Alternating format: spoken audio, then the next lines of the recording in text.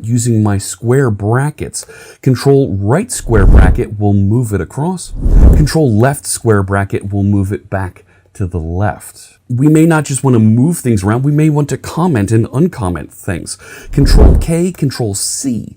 So execute two hotkeys back to back will comment that line of code, and I can uncomment it with Control K, Control U, and it goes right back the way it was.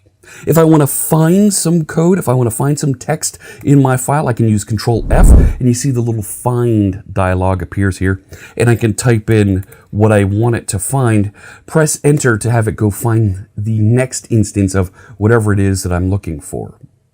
I can use Control H to do find and replace, and I can replace that with some other text that I may want to put in its place right there in that dialog. And I can tell it to go through and replace it multiple times using these buttons right here.